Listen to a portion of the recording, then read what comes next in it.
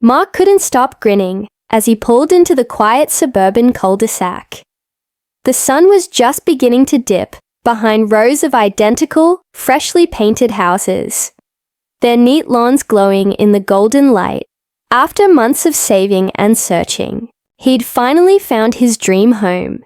It was everything he'd hoped for: peaceful, friendly, and most importantly, welcoming to his beloved Jeep Wrangler, the vehicle that had been his companion on every adventure. But as Mark pulled into his driveway, a cold wave of reality hit. Tacked to his front door was a crisp, official-looking letter with the HOA logo stamped in bold red. His heart sank before he even tore it open. The letter was short, blunt, and unyielding. Dear homeowner, due to community guidelines, oversized vehicles, including Jeeps, are not permitted to be parked in driveways or on the street. Failure to comply will result in fines and further action. Mark's hands trembled as he read the words over and over. He'd known the neighborhood had rules. He'd even read the HOA handbook. But nothing like this. He parked his Jeep cautiously in the driveway and stared at it. His pride and joy, the vehicle that symbolized freedom and rebellion, was now a threat to his new life. The next morning, Mark found himself standing in front of the HOA president's door, a tall, thin woman with sharp glasses and an even sharper gaze. Her name was Ms. Caldwell, and she seemed to embody everything the HOA represented: strict, unyielding, and merciless. Mr. Thompson, I understand your attachment to your Jeep, Ms. Caldwell said without a trace of warmth. But community standards must be upheld. The aesthetic guidelines are clear. Your Jeep's size and rugged look don't fit the neighborhood's image. Mark's frustration bubbled up. But it's just a vehicle. It's part of who I am. I'm not asking to park on the street, just my driveway. Ms. Caldwell's eyes narrowed. The rules are the rules. You'll need to find alternative parking, or the fines will begin. He left with a knot in his stomach.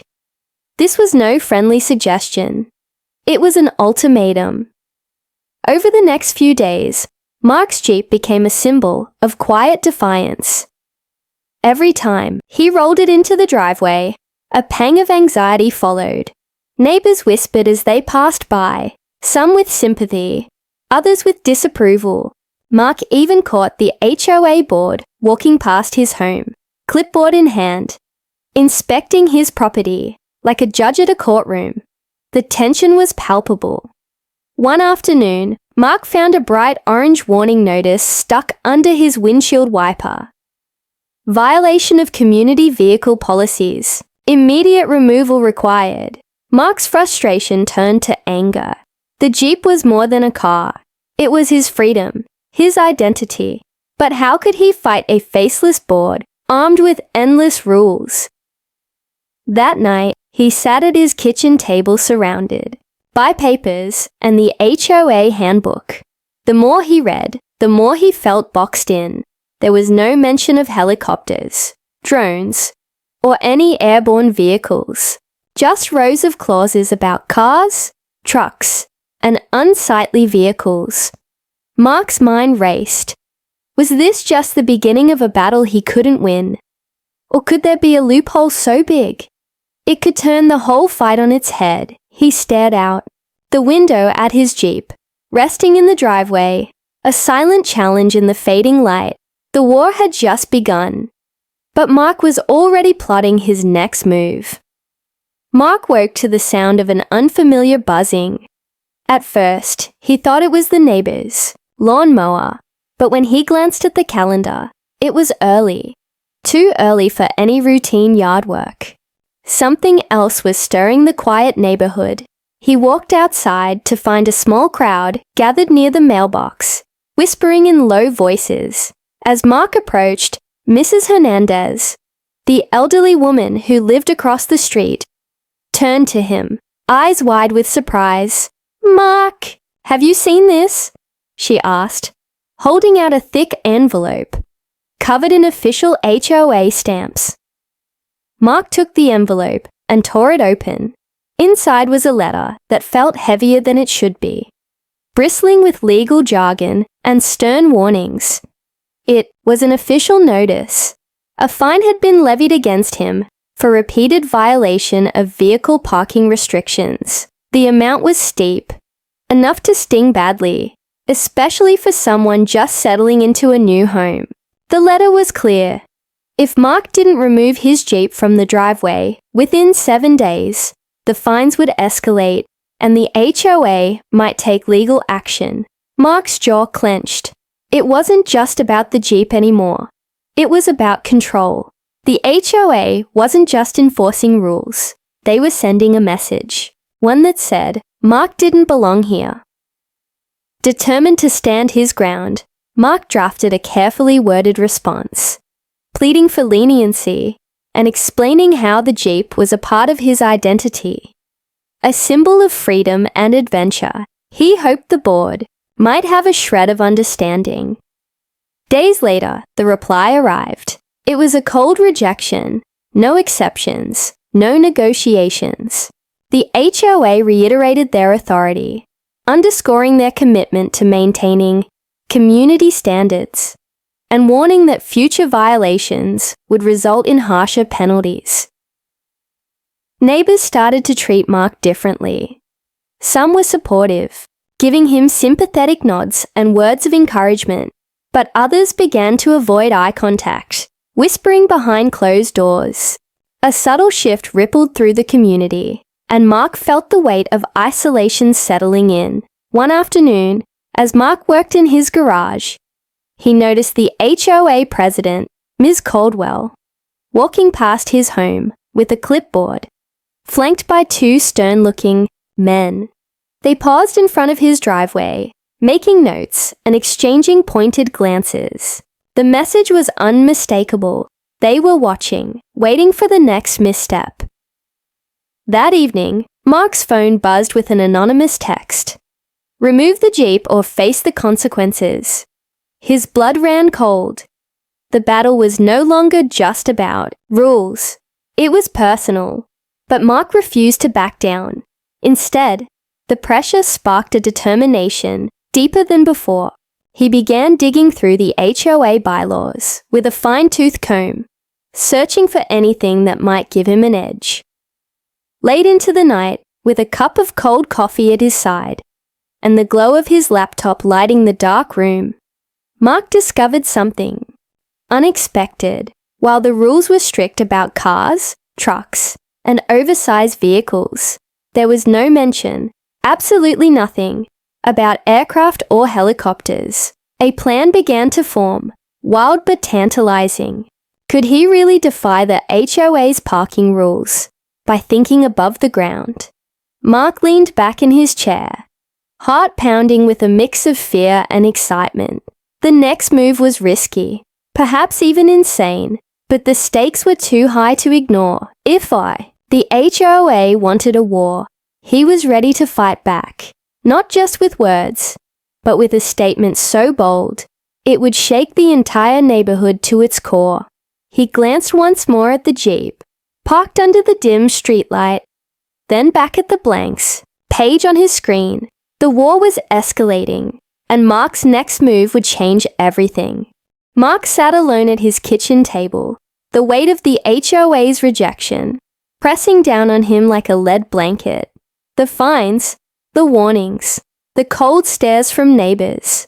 It all felt suffocating, yet deep inside, a stubborn ember of defiance flickered.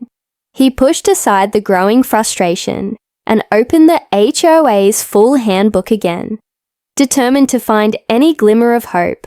The thick binder was dense with regulations about landscaping, paint colors, lawn maintenance, and, of course, vehicle restrictions. No trucks over 7,000 pounds, one clause read. No commercial vehicles parked overnight. Another barred boats, trailers, and RVs.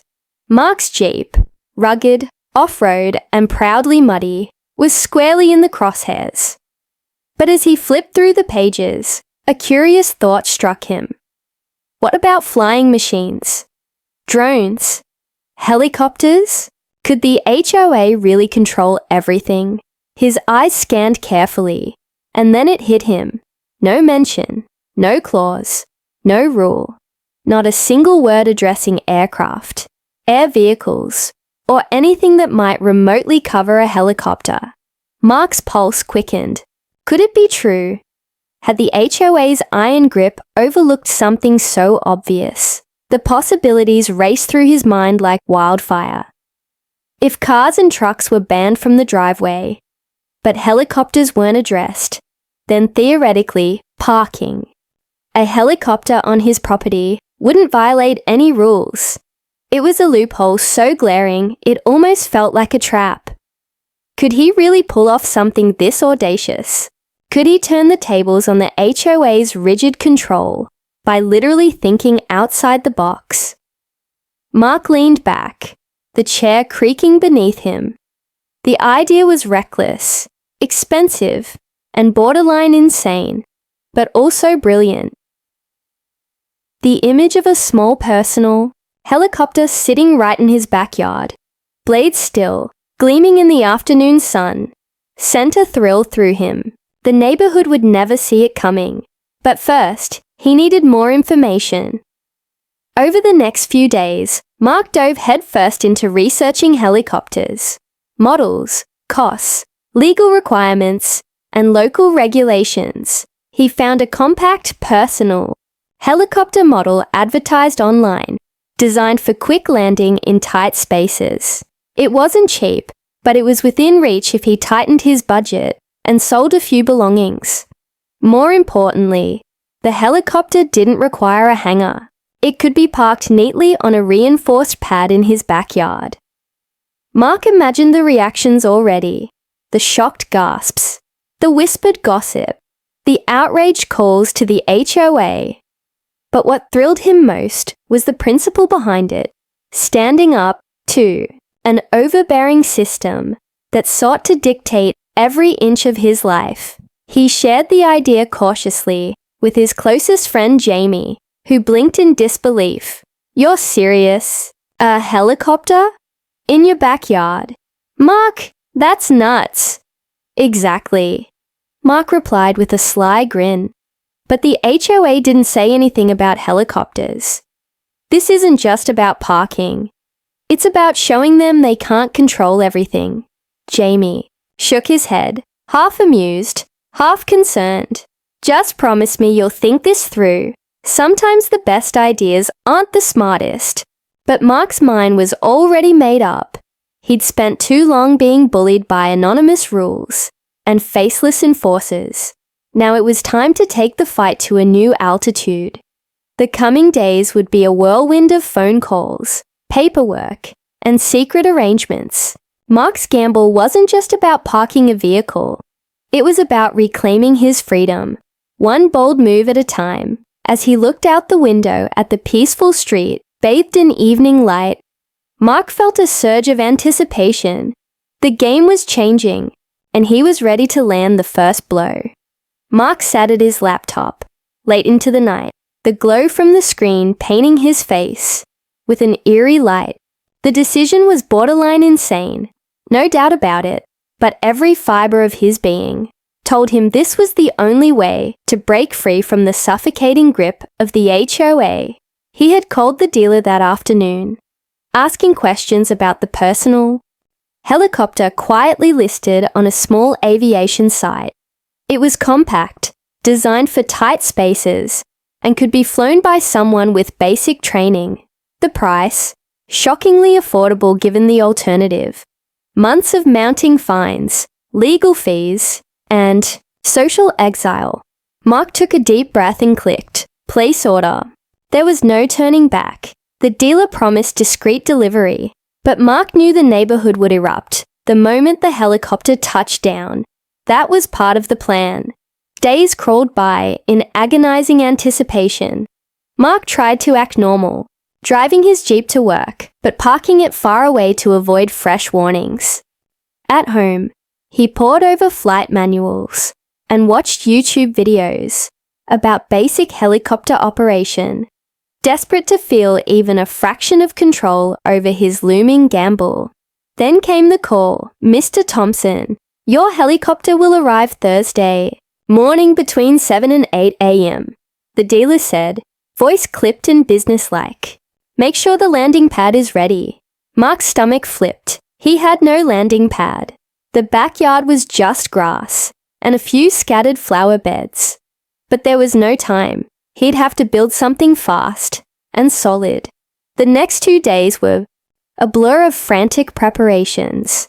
Mark bought heavy plywood sheets, concrete mix, and metal reinforcements.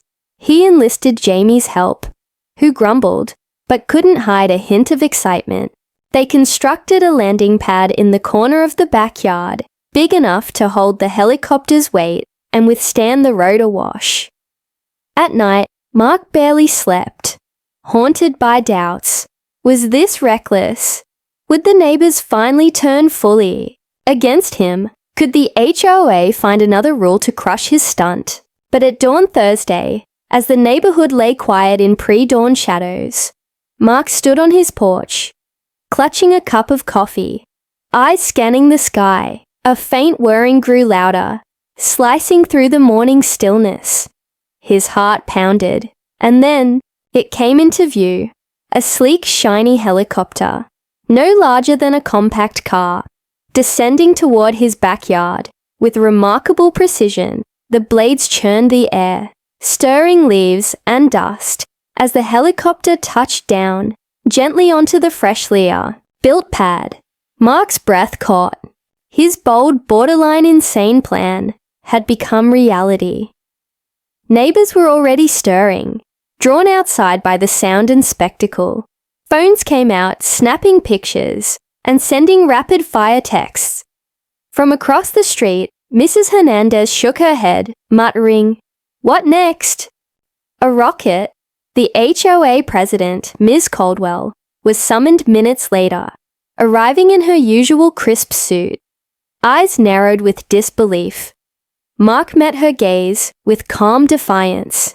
"You didn't have any rules about helicopters," he said simply. Ms. Caldwell's jaw tightened, but she said nothing. The helicopter gleamed under the rising sun, a symbol of rebellion parked firmly on Mark's property. In that moment, Mark felt a surge of triumph. He had rewritten the rules, not with protests or petitions, but with pure audacity. The war with the HOA had escalated, and the neighborhood would never be the same. But Mark also knew this was just the beginning. What came next? Complaints, meetings, or maybe legal battles was a storm he was ready to face. For now, though, the helicopter sat still and silent, the ultimate declaration. Mark wasn't going anywhere. The neighborhood had never seen anything like this. Early that Thursday morning, the usual hum of suburban calm shattered with the unmistakable roar of helicopter blades slicing through the still air. Windows flung open, dogs barked wildly, and sleepy neighbors stumbled onto lawns in pajamas, blinking in disbelief. Mark stood by his front porch, heart hammering. His helicopter sat gleaming in the backyard, perfectly parked on the freshly constructed landing pad. The morning sun bounced off its sleek body, reflecting the gleam in Mark's eyes. Phones flashed everywhere. Neighbors captured the surreal scene from behind curtains, balconies, and fences. Some whispered excitedly, others stared with scowls. The community Facebook group exploded with posts. Did Mark just land a helicopter? Is this even legal? HOA must be furious. Within minutes, the HOA board members received the news. Ms. Caldwell was the first on the scene, striding up the street with her usual steely demeanor, but this time with a flicker of uncertainty in her eyes. She stopped at Mark's driveway, arms crossed, and glared at the helicopter like it was an alien invader. The murmurs of gathered neighbors echoed around them. Mark met her stare steadily. "You didn't have any rules about helicopters, Miss Caldwell." "So, here it is." Her lips pressed into a thin line. She pulled out her phone and began scrolling furiously through the HOA handbook. The crowd held its breath. "Interesting," Ms. Caldwell muttered, voice low enough for only Mark to hear. No mention of aircraft at all. The silence that followed was thick with tension. Some neighbors cheered softly. Others exchanged worried glances. For all the whispered complaints about Mark's Jeep, no one had imagined this level of rebellion. Minutes later, a small crowd gathered in Mark's backyard, drawn by the spectacle and the heated discussions that followed. "Is it even safe?" Mrs. Collins asked nervously. "What about noise? What if kids get hurt?" Mark answered calmly, explaining the safety measures he'd taken. The reinforced landing pad, the restricted flight times, and his commitment to responsible ownership. The conversation shifted quickly, fracturing the neighborhood's delicate peace. Some applauded Mark's creativity and courage. Others feared this would open the floodgates for more bizarre exemptions and disrupt their quiet community. From across the street, a group of neighbors huddled, their faces tight with frustration. "It's one thing to have a Jeep," Mr. Douglas muttered, "but a helicopter? What's next?" A jet? Mark watched as the HOA president made calls, arranging an emergency board meeting that very afternoon. The message was clear. This was an escalation, and the HOA was not going to back down quietly.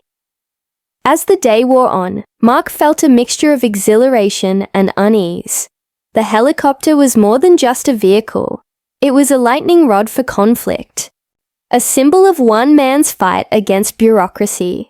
Neighbors stopped by, some with curious questions, others with thinly veiled threats. But Mark stood firm. He wasn't just challenging the rules. He was challenging the idea that conformity should trump individuality. That night, as the helicopter sat silently under the glow of porch lights, Mark's phone buzzed with messages of support and warnings alike. The fight was far from over. But one thing was certain. The neighborhood had changed forever.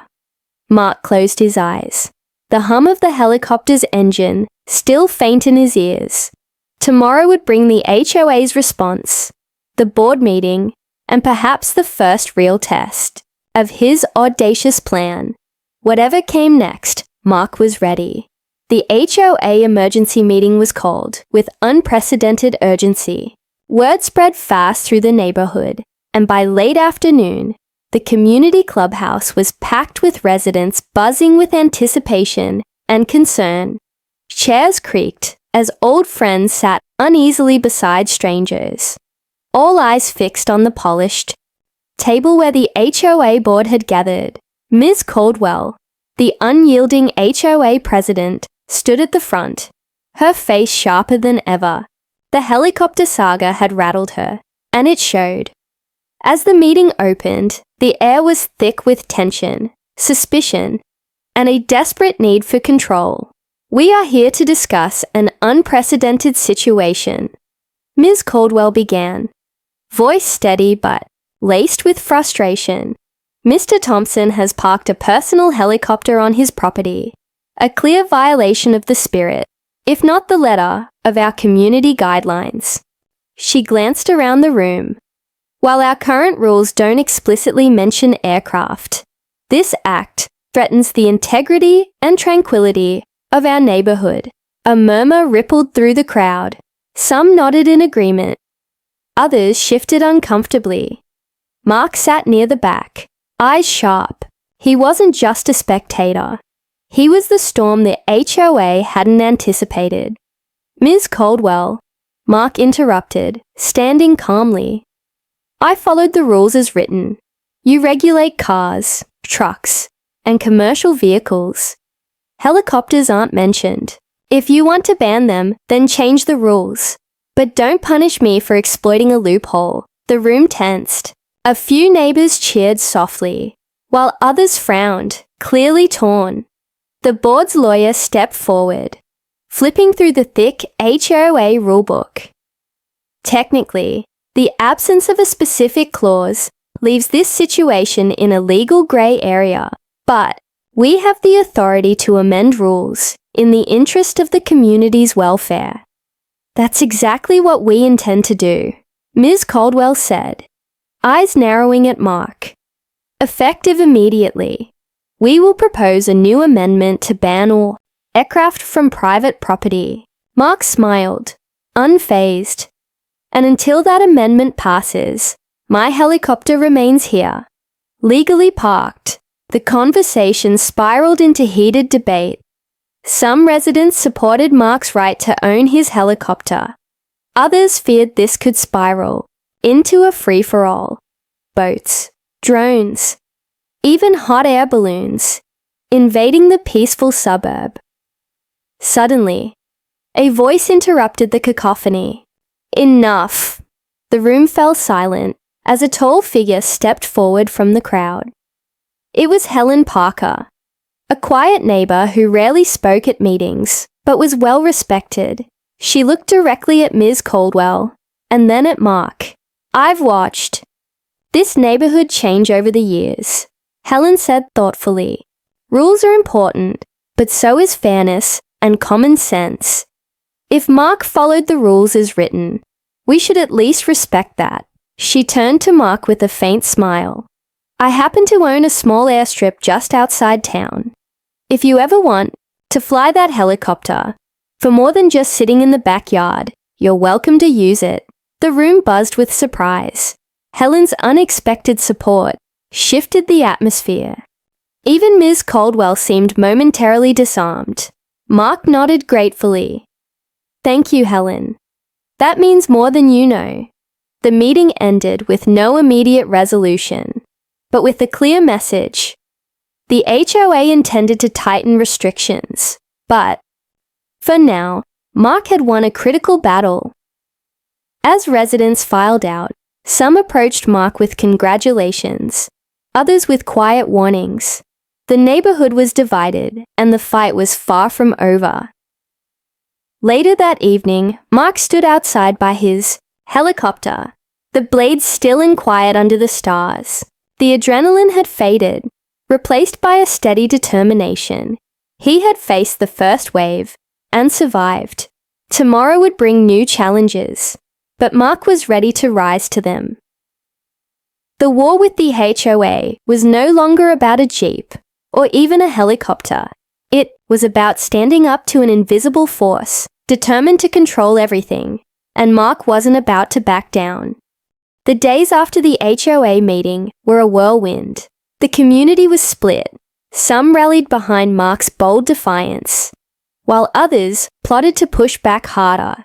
The helicopter in Mark's backyard had become a symbol, and symbols always stirred strong emotions. On Saturday morning, Mark stepped outside to find a group of neighbors gathered near his property line, whispering and casting furtive glances. Their leader, Mr. Douglas, the same man who had grumbled about jets landing next door, approached with a cold smile. Nice toy you've got there, Douglas said, voice low but sharp. But this neighborhood isn't a playground for your ticks. Mark met his gaze evenly. It's parked legally. You might want to get used to it. Douglas's smile tightened. We're going to make sure the new rules get passed quickly. And when they do, you'll have no choice. The threat hung in the air like a dark cloud. Later that week, Mark noticed signs popping up around the neighborhood. Keep our community quiet, no helicopters allowed, and protect our property values. The HOA had launched a campaign to rally support for the amendment, flooding mailboxes with flyers warning about noise, safety, and property concerns. Despite the pressure, Mark found unexpected allies. A few neighbors, young families, retirees, and even a couple of local business owners reached out with support. They admired his courage and resented the HOA's overreach. One afternoon, Jamie dropped by with a box of sandwiches and a knowing grin. "Looks like you've started a neighborhood revolution." Mark laughed, the tension easing for a moment. "Feels more like a war zone." The helicopter remained a focal point. Children stopped by after school to stare, fascinated, while some adults debated heatedly in hushed tones. But not all encounters were friendly. One evening, Mark found his backyard gate vandalized, the lock broken and scratched deep. A threatening note was taped to the door. "Leave before this gets worse." His heart raced, but he refused to be intimidated. He reported the incident to the local police and beefed up his home security. Cameras now watched every angle, and motion-activated lights lit up the yard at night. The conflict was escalating beyond HOA meetings and fines. It was personal. Mark felt the weight of it all, but he also felt a fierce resolve burning inside. If the neighborhood wanted a fight, he'd give them one.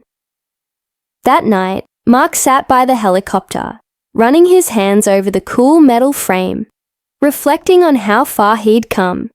From a simple Jeep owner to the man standing tall against an entire community, he wasn't just defending a vehicle, he was defending his right to live freely, without fear of faceless rulemakers deciding what was acceptable.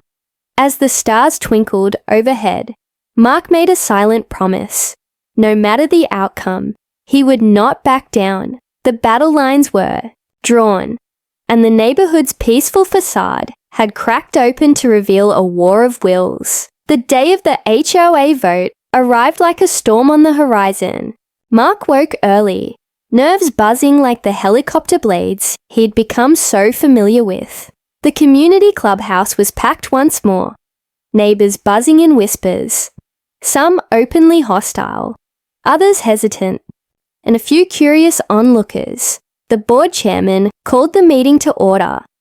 Ms. Caldwell presented the proposed amendment, a strict ban on aircraft parking or landing anywhere on residential properties within the HOA. The crowd listened, many nodding, others frowning. When it came time for public comments, Mark stood again, his calm voice cutting through the murmur. "I respect the community and its rules," he said, "but I followed the rules as they existed. This helicopter is more than a machine. It's a statement about fairness and freedom. If you want to change the rules, do it transparently and fairly. But don't punish individuals retroactively." The room fell into a heavy silence before, erupting into debate. Voices clashed, emotions ran high, and alliances shifted like quicksand. When the vote was called, the result was razor thin, just enough to pass the amendment. Mark felt a pang of disappointment, but held his composure. That night, neighbors gathered outside Mark's home, some to offer reluctant congratulations, others to glare coldly. The helicopter, once a beacon of rebellion, now symbolized a costly victory for the HOA. Mark stood by the pad, watching the aircraft bathed in moonlight. It had been months since it landed, a silent guardian of his stand against conformity. But then, just as Mark turned to head inside, he heard a faint hum growing steadily louder. His heart leapt. From the backyard, the helicopter's blades began to spin, slowly at first, then faster, slicing the night air with a steady rhythm. Neighbors rushed out of their homes, phones raised, shouting and gasping in disbelief. Mark climbed into the pilot's seat, fingers deftly moving over controls he'd practiced endlessly, but never used in anger. With a confident push, the helicopter lifted smoothly off the pad, rising into the night sky, its bright lights cutting through the darkness. The crowd watched, stunned and silent, as Mark's boldest move yet unfolded. Instead of surrendering, he was flying away, and the helicopter disappeared over the rooftops. Mark's voice carried over a megaphone he'd hidden nearby. "Rules change, But freedom doesn't. I'm not leaving, just taking my fight to new heights. The HOA's amendment meant the helicopter couldn't return, but Mark had no intention of abandoning his home. He landed the aircraft in Helen Parker's airstrip outside town, the quiet neighbor who had offered her support months ago. The neighborhood's battle was far from over, but Mark had shifted the playing field. The story of the helicopter that dared to land and then fly away became a legend. Neighbors debated what Mark's next move might be, and whether the HOA would adapt or crumble under pressure. For Mark, it was just the beginning of a new chapter, one where freedom wasn't confined to driveways or parking spots, but soared high above rules and restrictions. As the sun rose over the neighborhood the next day, a new kind of peace settled in, one shaped by courage, resilience, and the refusal to be grounded.